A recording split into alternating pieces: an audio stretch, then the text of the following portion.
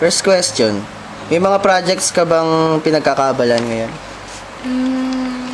Sa ngayon, wala. Preschool teacher ako every Monday to Friday. Tapos pag weekend, pag mayroong guesting, ayun, yun lang yung pinakaano ko. At saka sana matuloy na yung music video na gagawin namin. Ayun lang naman. Second question, paano ka nagsimula sa hip-hop? Paano? Siguro nung high school, simula nung nauso yung mga rap.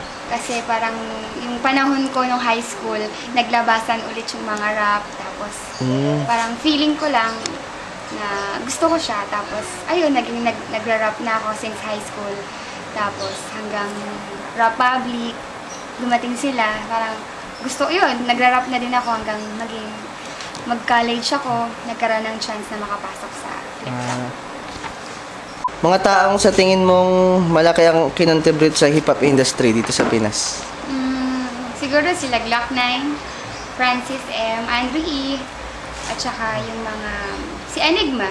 Kasi kung hindi dahil sa kanya, di ba, nagkaroon ng imitation. Parang, di ba, ang flip-top sa ibang bansa lang, dinala niya dito.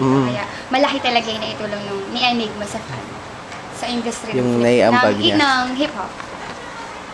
Tama. Fourth question, change you'd like to see in hip-hop industry? Changes. Siguro yung mga, kung kaya nilang baguhin yung mga, sila mismo sa sarili nila yung mga Jejemon kasi nadadama yung mga taong hindi naman Jejemon, hip-hop tapos sabihin, di ba? Oo. Parang hip-hop ako pero baka mamaya sabihin Jejemon ka. Pero di ba, sana yun lang, kung kaya nilang baguhin nila.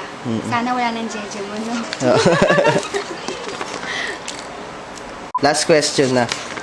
Paano mo masabing unique ang hip-hop here sa Pinas? Tignan nyo na lang ako. Ay, hindi. Siguro yung unique is, sa hip-hop, sabihin na lang natin na sa flip-top, di ba hip-hop naman talaga sila. Kami.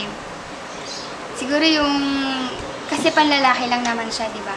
Kaya nung nagkaroon ng first female MC sa Philippines, parang unique na, wow. Unique. Babae ang lalaban. First female MC battle na. Tapos ginaya pa ng ibang bansa.